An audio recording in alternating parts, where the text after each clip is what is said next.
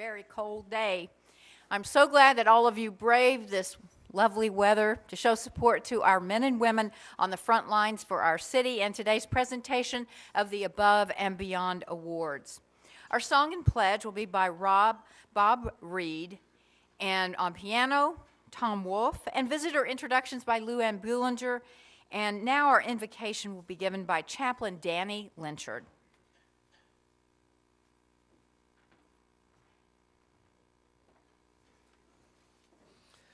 Our Heavenly Father, the abundant life is not the collection of worldly goods, but in doing worldly good.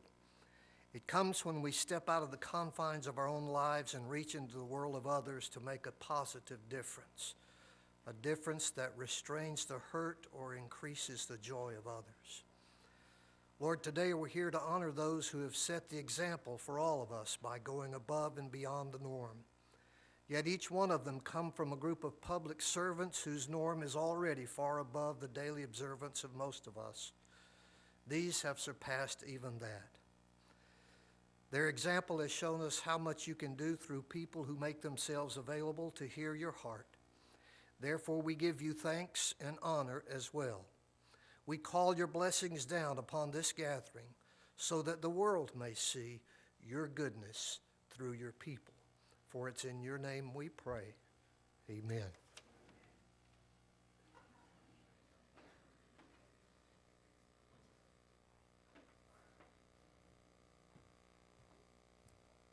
Will the honor guard please approach? Thank you.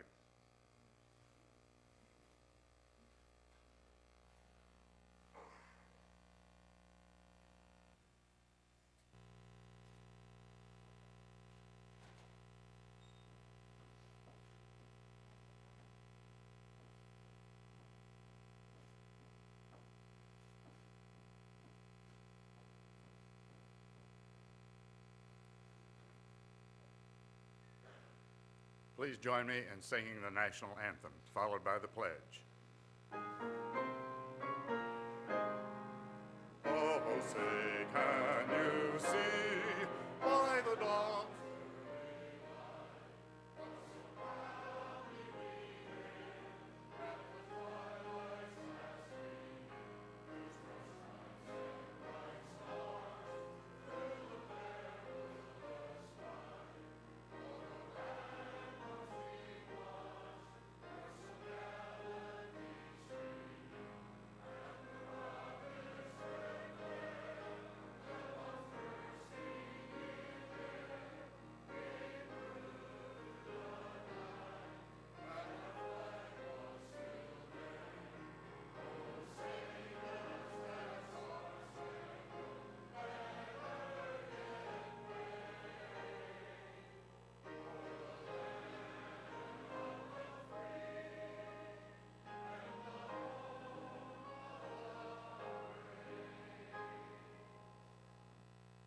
pledge allegiance to the flag of the United States of America and to the republic for which it stands, one nation under God, indivisible, with liberty and justice for all.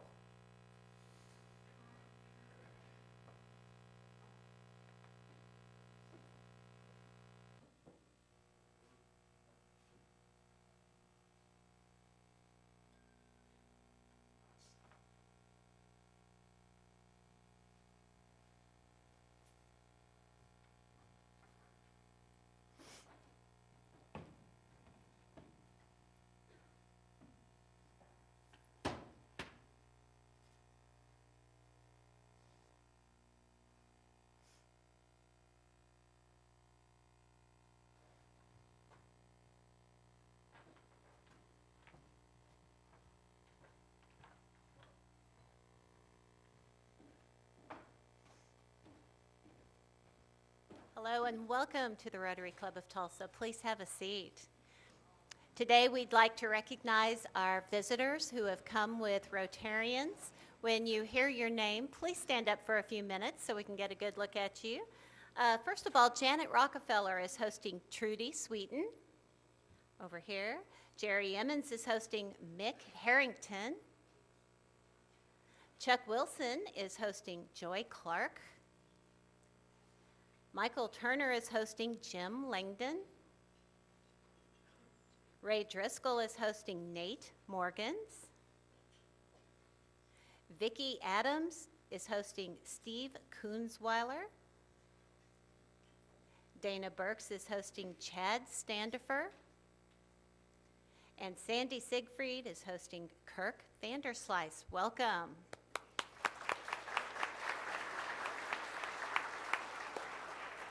And we'd like to introduce two visiting Rotarians with a Hello Rotarian. First of all, from the Rotary Club of Sunrise, we have past District Governor Tom Clark. Hi, Tom. And from Southside, we have Ben Gurrell. Hi, Ben. Welcome, everyone.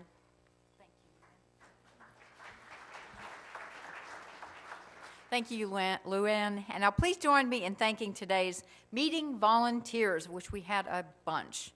And committee meetings for today are room 232 and room 234. Let's hear it for our team that helped out today.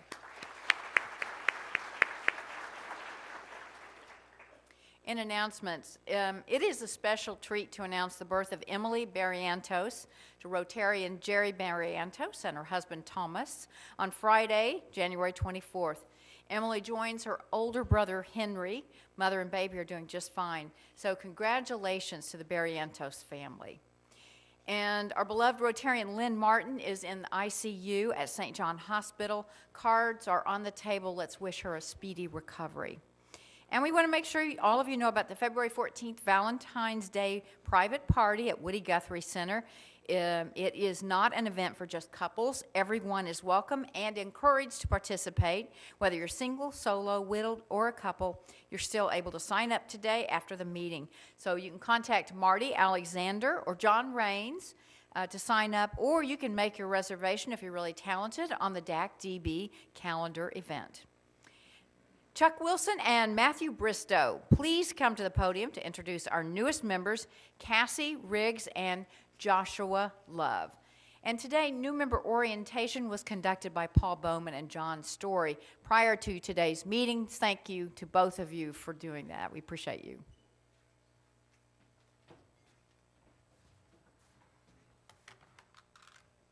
First thing I have to say, you feel very safe up here today, more so than normal, so it's good. I'd like to welcome our newest member today, Josh Love. When you get a chance to talk to Josh, you'll notice he has a similar accent, being a fellow Brit. It was commented to me that it'll take about 350 new members before I could overtake the number of Americans in the room, but given that I became an American in the room, that didn't really help. About Josh, he first moved to the US in 2010 when he transferred from Cass Business School in London to complete his business administration degree at the University of Tulsa, and he has since come to call Tulsa home.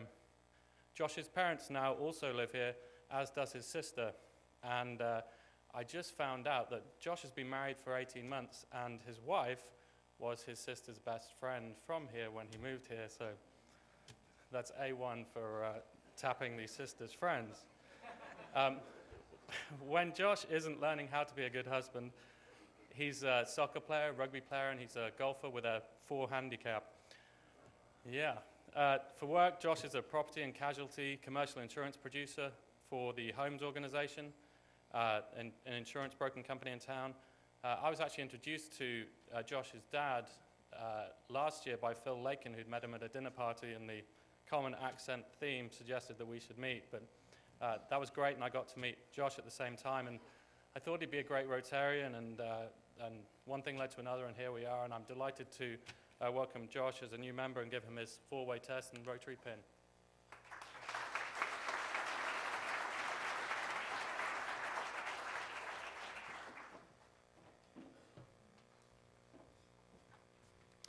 We have a great tradition in this Rotary Club.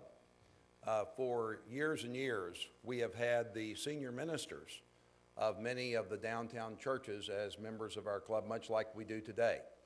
So I'm particularly pleased to announce that we have our newest minister, Reverend Cassie Riggs, who is the co-pastor with her husband Michael at First Christian Church, which is right across the street from First United Methodist Church. Cassie was born and raised in Florida. She was graduated from Lynchburg College in Virginia and then completed her seminary work at Texas Christian University. She actually came to us through our website because she was a junior Rotarian in high school and always wanted to be a part of Rotary. And so we are so pleased to have Cassie as a part of our club, and please join me in welcoming her.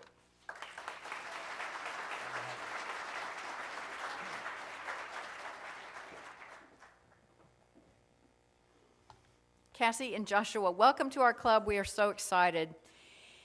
And now we're going to move on to the best part of the program, which is our Above and Beyond Awards. And Doug Padgett, if you would come forward, please. He is our Rotarian of the Day. Doug is president of Pendergraft Systems. He joined our club in June of 1997. He is both a Club Foundation Fellow and a Paul Harris Fellow. Please welcome our Rotarian of the Day, Doug Padgett.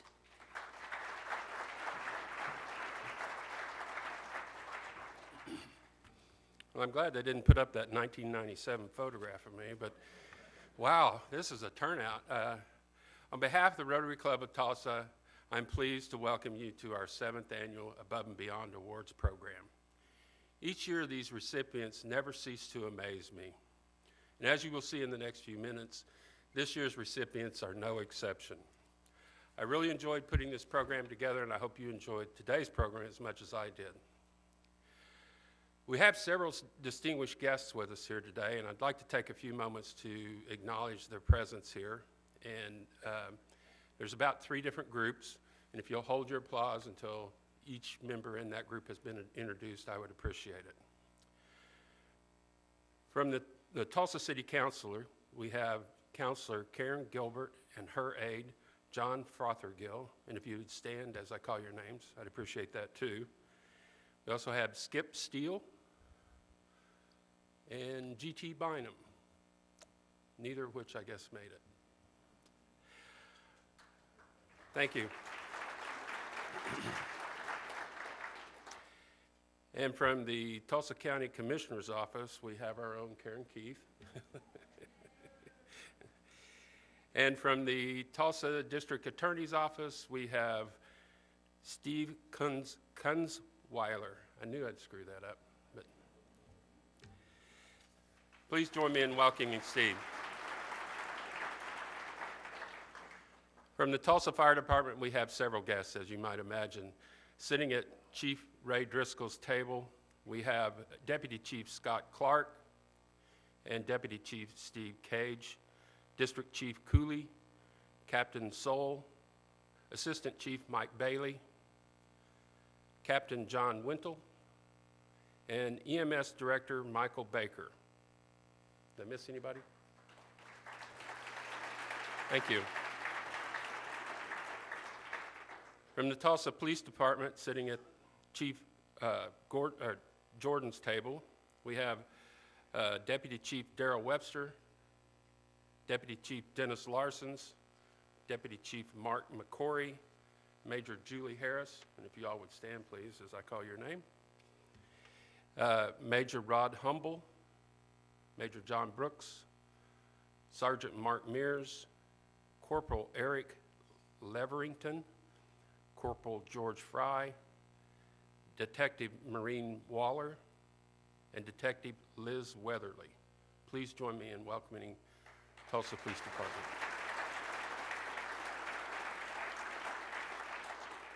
We may have some of our past award recipients here with us today. If you're here today, would you please stand and be recognized? I think Tom O'Keefe is here. So Tom O'Keefe, over here.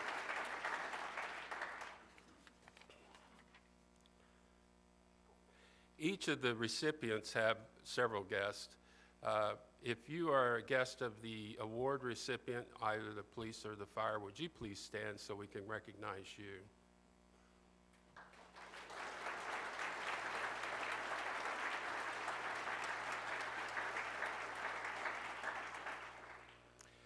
I would also like to extend a sincere thanks to this year's sponsors. This program is totally funded by the sponsors, I believe.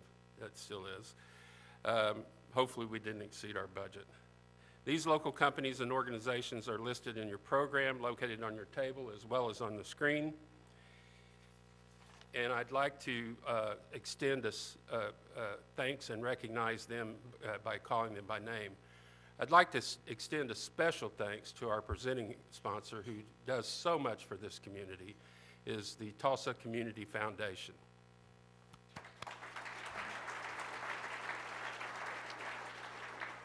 Other sponsors include Blackman Mooring, Rotarian Ron Butler, Butler & Butler, and again, if you'd please stand to be recognized. Rotarian Matthew Newman of Covanta Energy, Rotarian Casey King with Doubletree Tulsa Downtown, Hunt PR, J.A. Mathis Decorations, who does all these lovely decorations for us.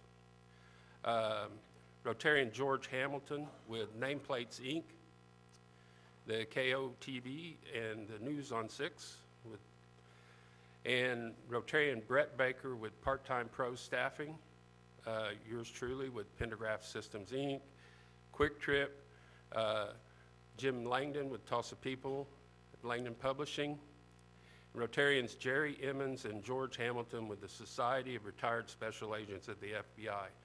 Please join me in recognizing these sponsors.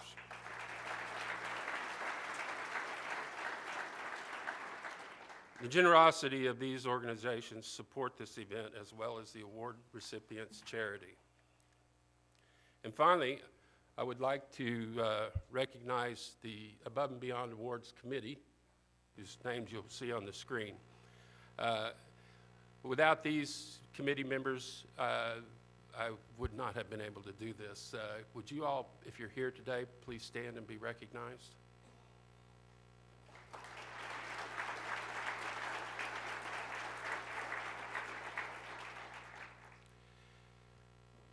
Now I'd like to share with you a couple of stories that, in my mind, is part of the reason behind what makes this award so unique. I once asked a retired fireman, a friend of mine, happens to be my cousin.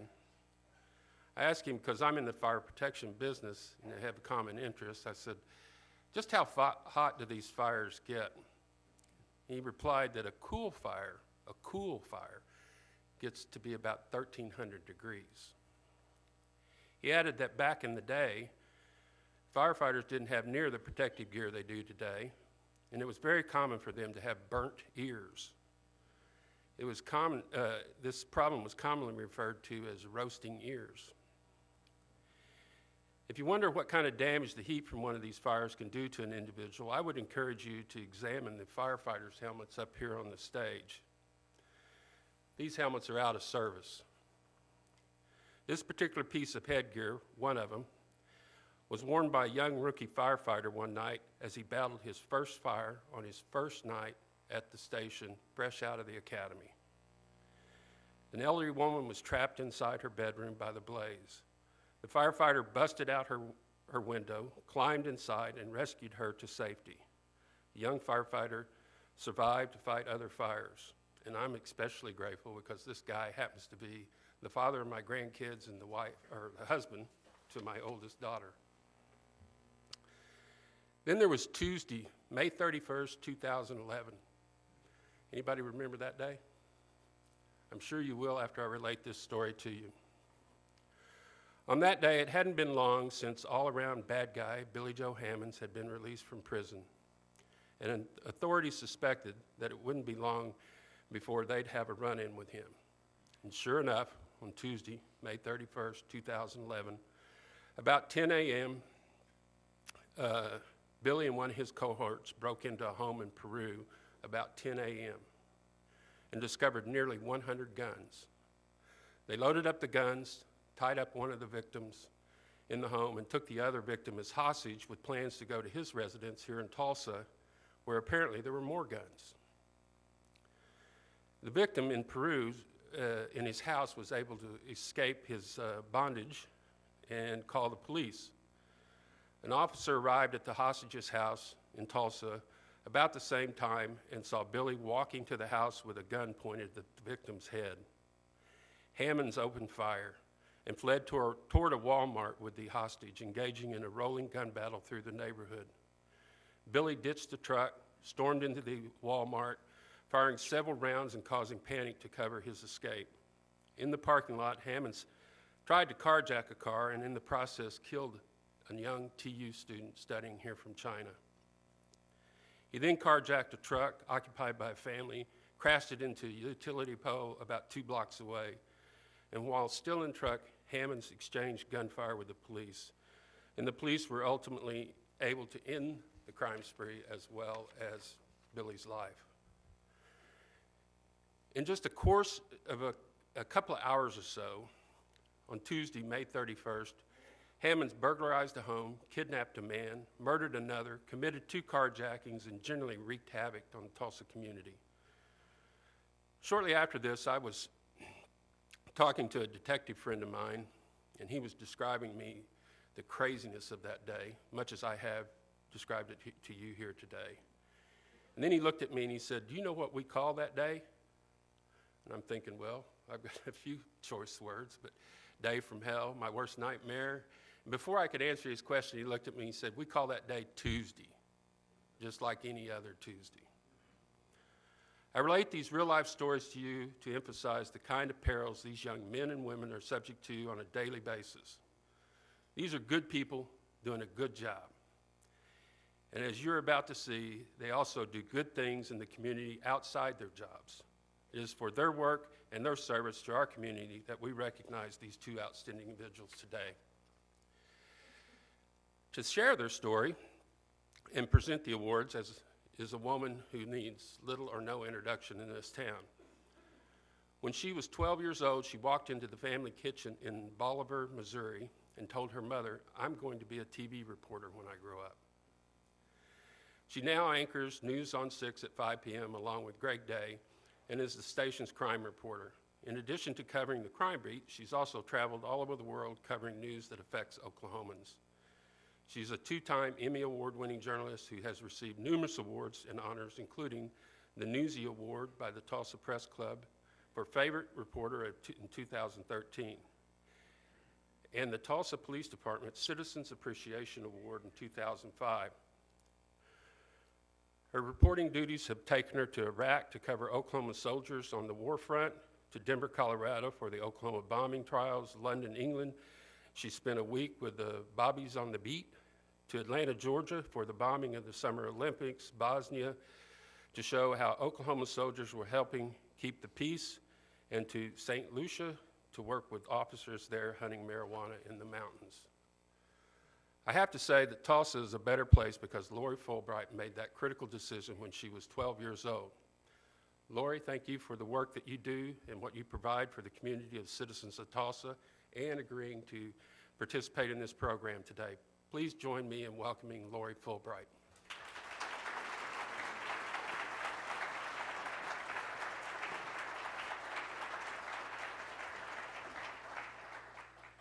Thank you all so much. I am very honored to be here today and to be a part of this wonderful award presentation.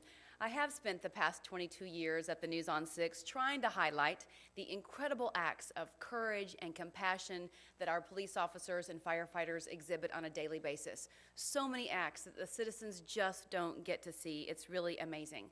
I also get to learn about the officers and the firefighters and the things they do in their off time, and I'm very delighted that these 2 recipients today are being honored for things that they do off the clock, although their careers are certainly award-worthy by themselves. Let me first begin by telling you a little bit about these above and beyond awards, in case you don't know. They're given by the Rotary Club of Tulsa. They recognize 1 outstanding Tulsa firefighter and 1 outstanding Tulsa police officer who have demonstrated outstanding acts of character and commitment and compassion to both their profession and their community. They are nominated by their peers, which I love, through an application process, and the recipients go above and beyond the requirements of duty and exemplify the values reflected in the Rotary 4-way test. The award nominations are then provided to the committee members who you got to meet just a minute ago, and then the recipients are chosen. I can't imagine how hard that job is to whittle it down and pick the winners. Before we highlight this year's recipients, though, I would like to introduce to you their bosses, Tulsa Police Chief Chuck Jordan and Tulsa Fire Chief Ray Driscoll. Both men, as you can well imagine, have distinguished careers of their own. Chief Jordan has nearly 40 years in law enforcement experience, most of that at Tulsa Police, some at Tulsa County Sheriff's Office, and even in Kosovo, training citizen soldiers there. Officers on the street will tell you that he's an officer's chief. They have told me all kinds of stories, including recently when they were out looking for those armed robbers, how not only did their chief give them the resources they needed to get the job done, but he even spent a few nights parked in front of a Walgreens himself, just like the other officers, waiting for those armed robbers to strike. And Chief Driscoll joined the fire department in 1985, and I swear he's had about every job you can have. A district chief, a chief of finance, an assistant chief of field operations, deputy chief, and fire marshal. These are men who know what it takes to do the job that they're doing and to support their troops as they're doing it. So please welcome Chief Jordan and Chief Driscoll as they talk about this year's recipients.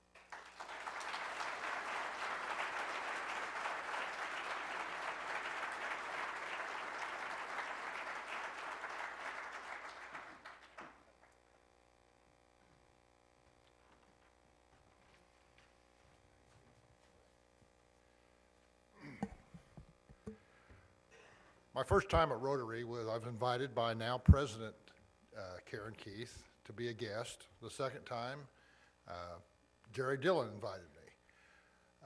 The next time I came was for the Above and Beyond Awards. And I made up my mind at that time, this is someplace I'd like to be. People that recognize the men and women that do such a good job for me and for Chief Driscoll. My heroes have, I hate to say this in front of Ray Driscoll, my heroes have always been firefighters and police officers.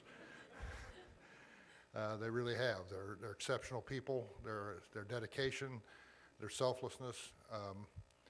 I've been fortunate enough for 30 years now to know Liz Eagan. She's an outstanding police officer. She deals with victims every day. And if no Our one's families aware of know what it's each like other to real. deal with someone else's tragedy every day of your life, that being your job, that's very, it really, it wears on you. And it's hard to do, and it takes dedication and determination. And for her to transition that same compassion over to animal rescue, to take care of some of the other creatures on our good earth, to me it's just amazing stuff. And these are the kind of people that make our city and our whole world a better place. So I'm anxious for this award to be presented.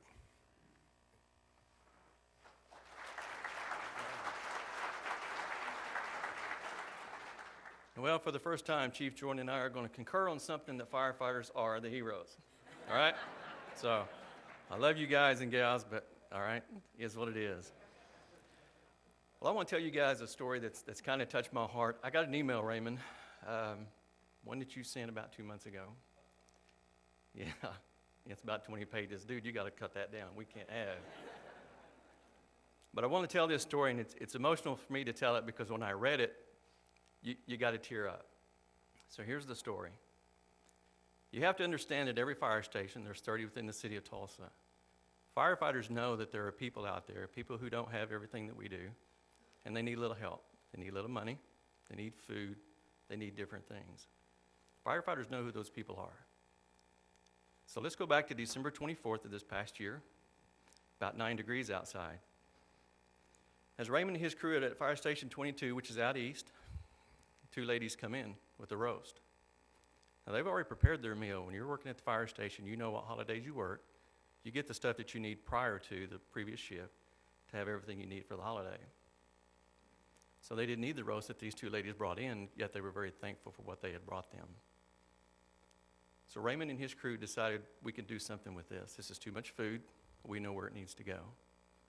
So he quickly assembled his truck together, his crew, and started out the door. However, it's Christmas Eve. Toys for Tots have already ran, but we still have a lot of gifts over there that need to be used. So Raymond tells his crew, load up these toys along with the food, and we're going to make some rounds. Again, it's 9 degrees outside. So they start making their rounds, and they know where some of the homeless people are in his neighborhood that he's working in, so they make these rounds. The first one they come to is a homeless gentleman in the back of a building. And they wake him up, and they ask him, would you like some food? Yes, he's very grateful. They give him food. They give him utensils. They run some medical stuff on him and make sure everything's okay with him. He's good. So they go to the next one. The next one's not quite as good a story. They tried to wake the gentleman. Apparently sometime during the night he's passed. So they say their prayers with the gentleman and make the correct procedures and make some phone calls and move on their way. So at this point, you only told me about 2 people you give food to, but you went right into handing the gifts out. So I don't know where the rest of the food went, Raymond, but I'm assuming you guys didn't get hungry on the truck. Yeah, you're gaining weight there, buddy. Hang on. So now they know that they've got a task of the toys. So as they're going through the neighborhood, even though it is cold outside, they find some kids playing around the corner. So they pull up to the children in the fence and politely ask them, can we give you some toys? You can imagine the look on these kids' faces and how excited they were. This is a part of the story that's really touching for me. They've still got toys, yet not many kids outside. So Raymond makes the decision as the captain that day, we're going to go to Walmart, and we're going to watch, and we're going to see what family comes out of this place that doesn't have a lot of toys, and we're going to make the assumption that we're going to improve their Christmas. They wait patiently for quite some time outside of Walmart until they see a family out at the ages, I think, were around 6 to 11, 3 kids with 2 parents that had few toys in their basket, very few. Raymond politely talks to the parents and asks them if they would like to come to the fire truck and see the rest of the toys they had in the truck. Obviously, they're very touched by that, and they come to the fire truck, at which point you made their Christmas, Raymond. It's things like that that you do that make this department and the police department have the respect from the community when you do things like that. I can't teach that. I can't motivate that. I can't pull that out of you. It's because of who you are in that case and what you did in this case that I love you and appreciate what you've done for us. Thank you.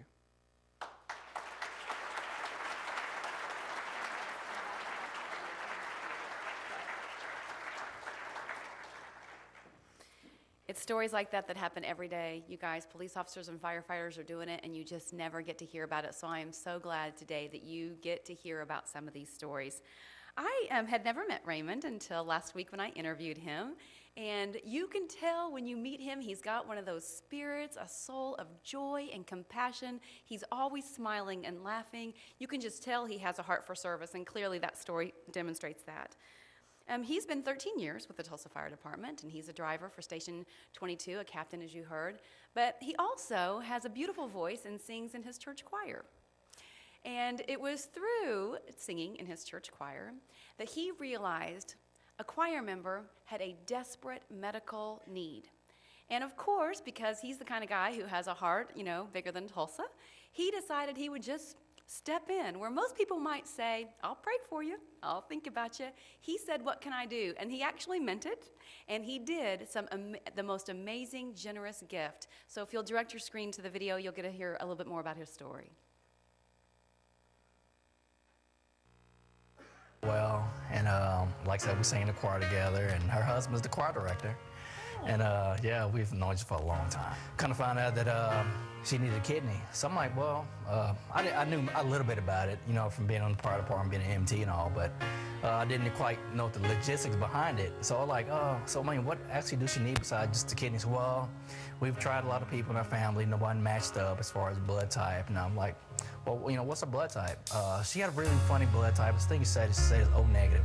I'm like, hey, mine's O negative. Before I was getting a urinalysis, getting a test done for blood drawn, then I was doing another urinalysis, and then I had to go get a CAT scan. Before you know it, it was just getting more and more in depth. And I was like, I wasn't thinking about it. I was just going to take care of it. It was a big decision, but when I realized that it wasn't anything that hindered my job, that was my main concern. Am I going to be able to still function? Am I still going to be a firefighter? Am I still going to be able to do stuff, that I want to do? And they said, well, you can still live a healthy lifestyle. It's one of those things that you've been blessed with, that you can still live a normal life with, and I was pretty excited about that. So I was like, well, let's make it happen.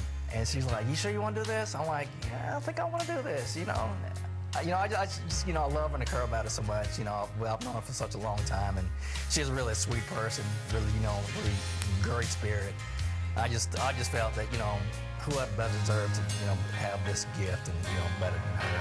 So it gives me a different perspective in life, that it's, you can see things in a different light. You just have more appreciation of, just the human life alone. Every time I see her, and the fact that, whenever she goes out of town, she comes back and she's like, something, this wouldn't be possible if you didn't step in and stand up and, just offer yourself, to being a privilege, to be a kidney donor. And I was like, it's just, it's hard to say thank you, but it's a humbling experience. And, yeah. Please join me in congratulating Tulsa's Firefighter of the Year, Raymond Beard.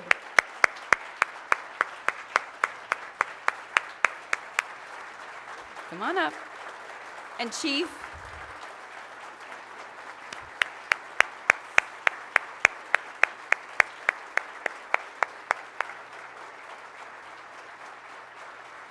Have I'm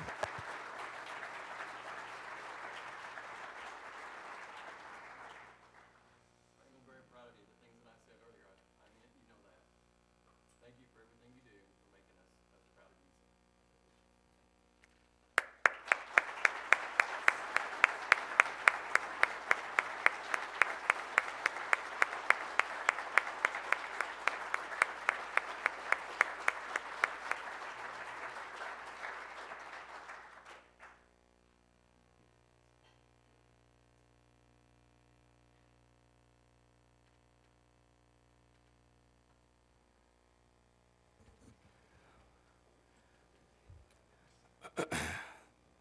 Oh, where do I start? I think I'll start from the top. This is a very, as I mentioned before, a very humbling experience.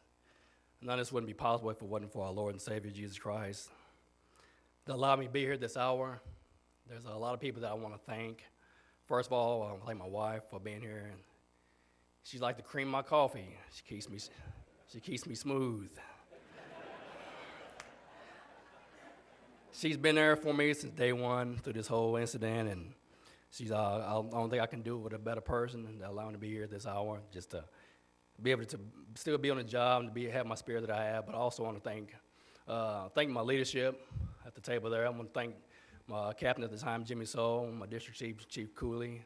Those individuals were very instrumental in making this happen, getting all the way up to the chain of command to allow me to be here and allow me to have the surgery and to take time off. And a little story about Jimmy. He's a crybaby.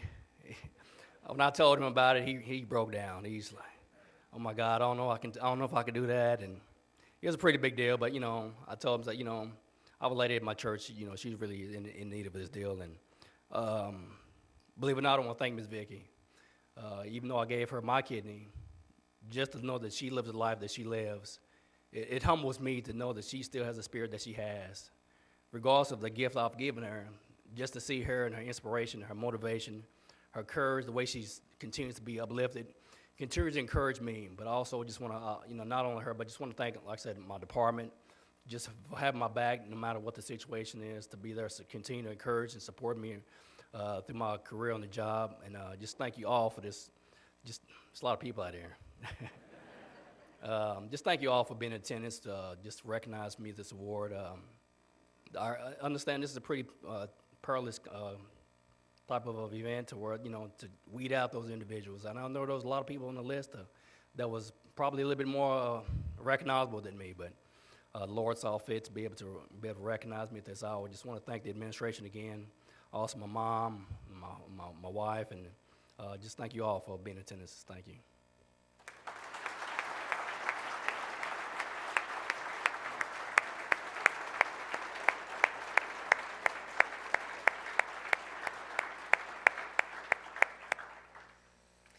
When I was interviewing Raymond for the video, he's so humble because I said, you gave her the gift of life. You've totally changed her life. And he's like, well, I don't know about that. It just kind of happened. I don't think that just kind of happened. So congratulations, Raymond.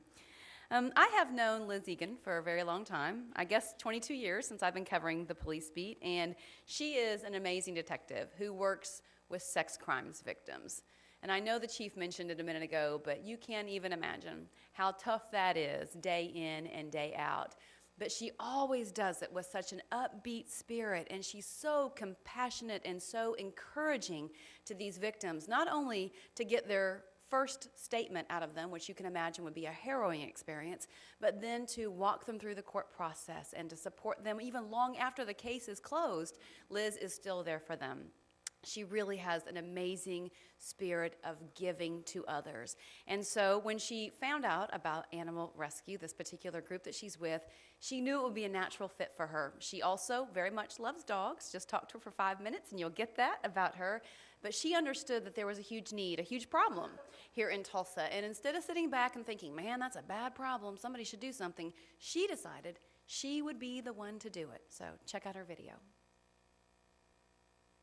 Always had a love for dogs, and I read an article in a local magazine about Going Home, Animal Rescue and Transport, and how they transport high-risk shelter dogs from the Tulsa area to areas of the country where there is a low homeless dog population. And the first time I did it, we went to Denver and absolutely loved it.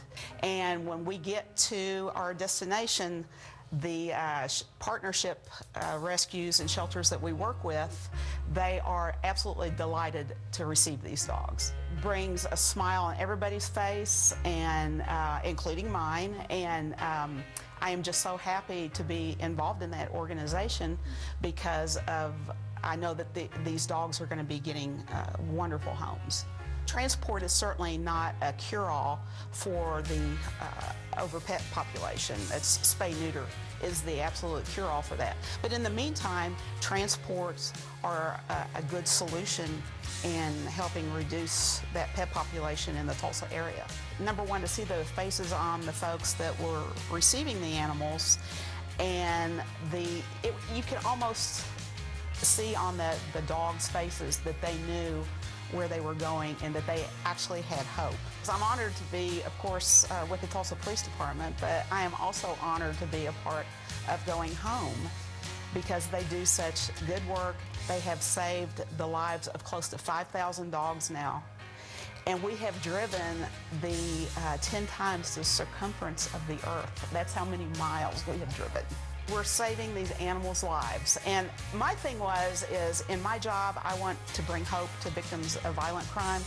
I get to bring hope to animals as well. I get to save their lives. And that to me is a therapy in having to deal with the work that I deal in on a daily basis. Transporting dogs and the love that they show is absolute therapy for me.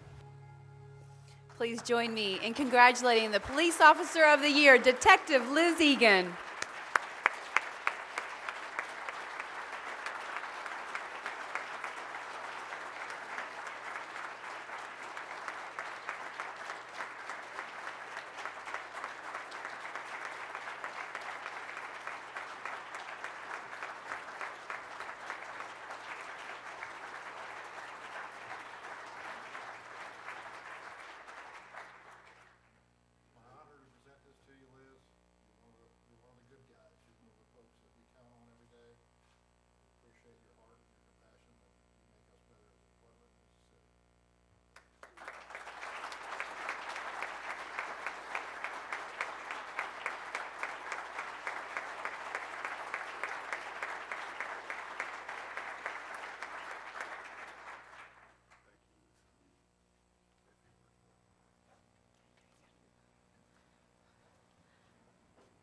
I forgot my notes, if someone would be so kind. That's what happens after lunchtime. Thank you. In all of God's creations, besides humans, dogs are the most wonderful gift He's given us.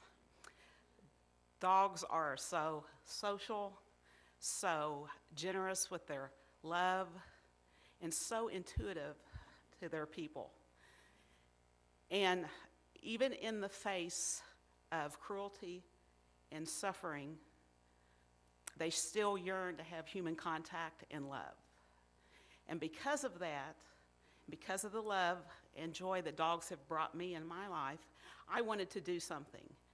And I was so blessed to be a part of Going Home Animal Rescue and Transport because it was a perfect fit for me.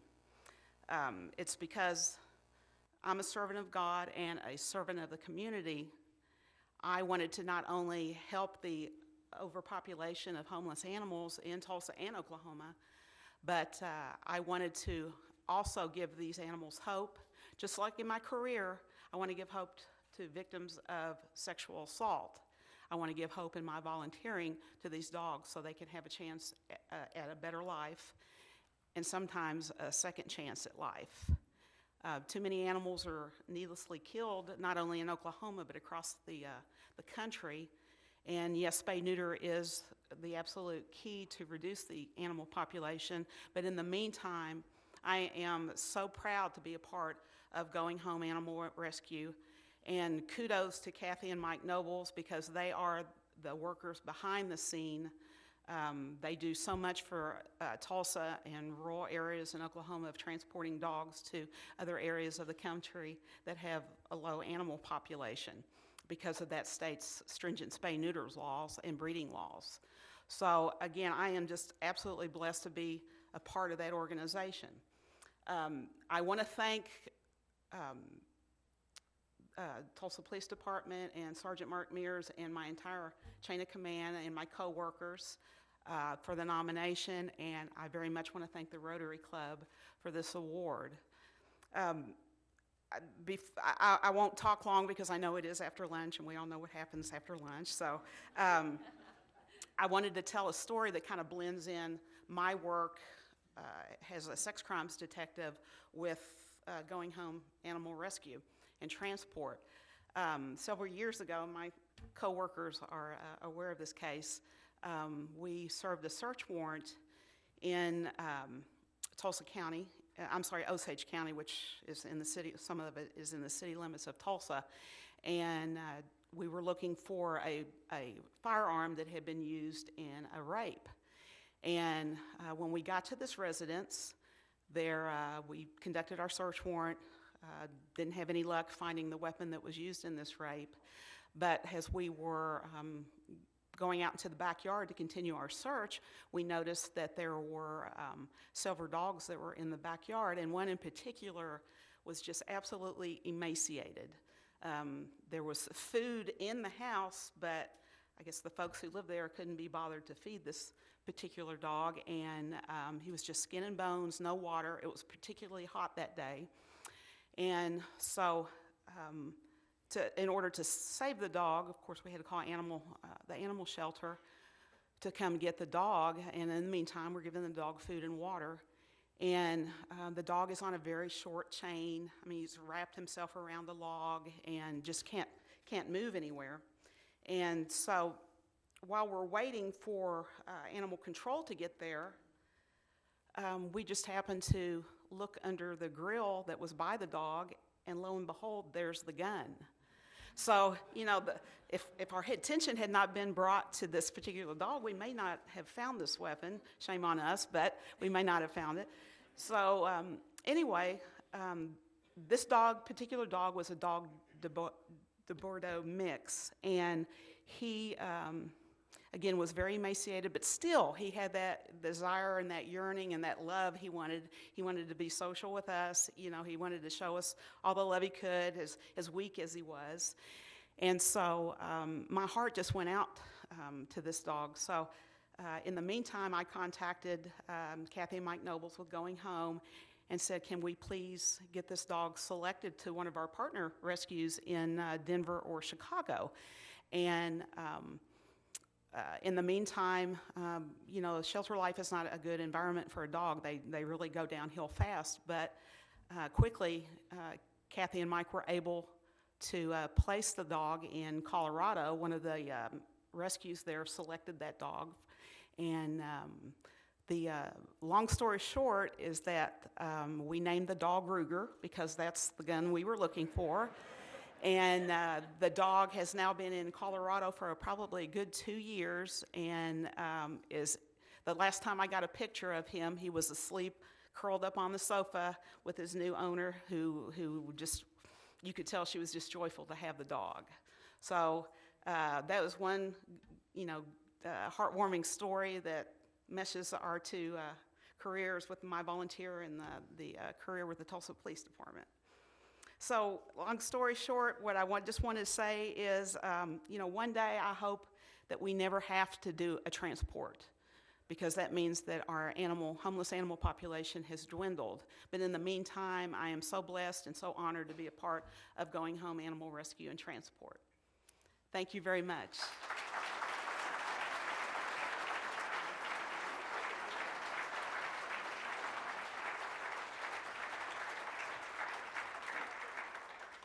How many of you are sitting here right now thinking, I am so glad that this police officer and this firefighter work in the city of Tulsa, Oklahoma?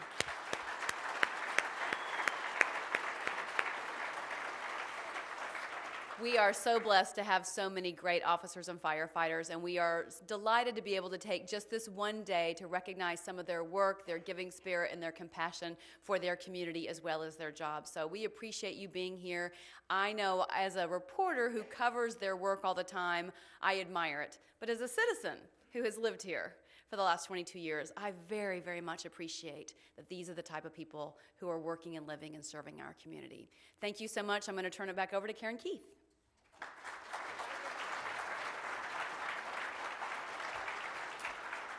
Talking about being fortunate, we are so lucky to have this woman working in Tulsa, Oklahoma, USA. Lori is so incredibly generous with her spare time, which hardly exists, but if you ask her to do something, she's there again. Lori, thank you for everything that you do. Thank you so much.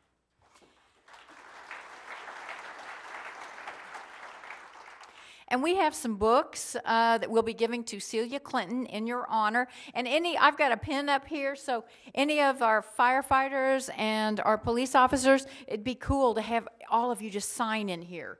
And I'll have a pin up here in the books if you want to come up afterwards and sign them. But I want to be a police officer is one, and even firefighters hug their moms. So sweet.